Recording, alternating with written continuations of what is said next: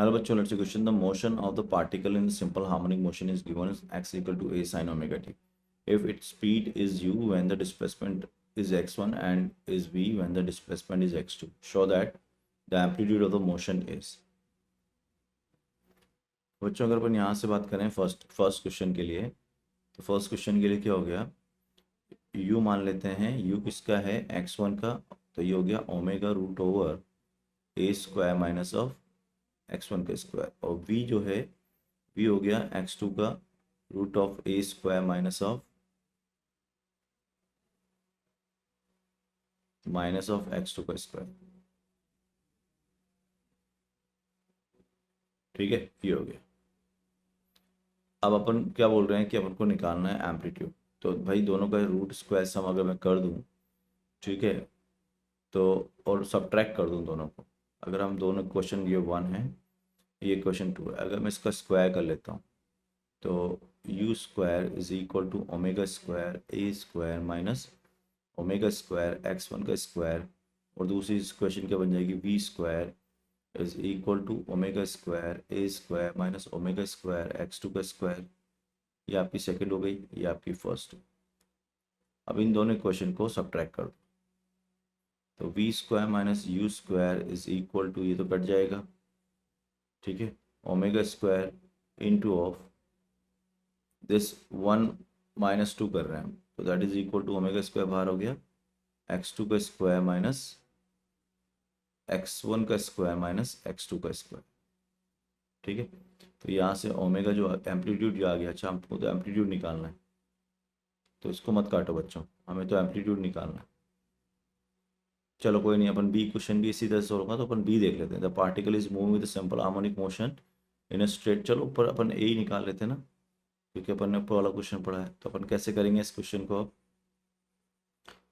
ठीक है, ये अपने पास आ गया यहाँ से ओमेगा स्क्वायर x1। तो अपन इस पूरी क्वेश्चन को क्या करेंगे, मैं इस पूरी इक्वेशन को, इसको मल्टीप्लाई कर रहा हूँ किससे, मैं इसको मल्टीप्लाई करूँगा x1 का स्क्वायर,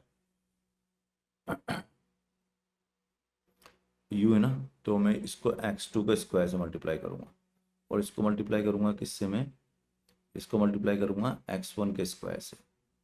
तो ये हो जाएगा u स्क्वायर x2 का square is equal to omega square a square x2 का square minus omega square x1 का स्क्वायर x2 का स्क्वायर, और v स्क्वायर x1 का square is equal to omega square a square x1 का square minus omega square x2 का square x1 का square. अब subtract कर लो इस इक्वेशन को, जब सब्ट्रैक्ट करोगे तो आपका ये कैंसिल आउट हो जाएगा। ठीक है, तो यहाँ से क्या बनेगा आपका, that your a square is equal to,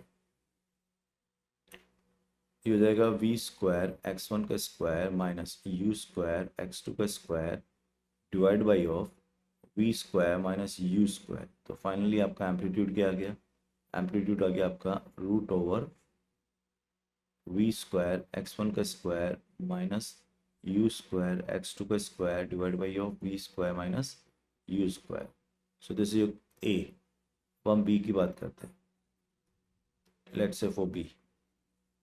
अब बी की बात करेंगे तो ये क्वेश्चन देखो आप, फर्स्ट वाली क्वेश्चन है ना, तो मैं लिख रहा हूँ u square is equal to omega square a square minus omega square x1 का स्क्वायर, और यहीं से मैं लिख रहा हूँ v v square is equal to omega square a square minus omega square into x2 का स्क्वायर।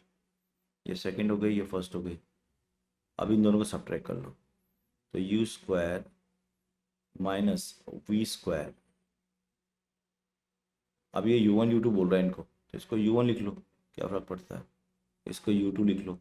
तो u1 माइनस u2 का square is equal to omega square बाहर ले लिया मैंने, अच्छा ए स्क्वायर से ओमेगा स्क्वायर तो कट जाएगा, ओमेगा स्क्वायर बाहर ले लिया तो बनेगा x2 का स्क्वायर माइनस x1 का स्क्वायर। तो यहाँ से जो ओमेगा आ जाएगा वो ओमेगा आ जाएगा रूट ओवर u1 का स्क्वायर माइनस u2 का स्क्वायर अपॉन x2 का स्क्वायर माइनस x1 का स्क्वायर।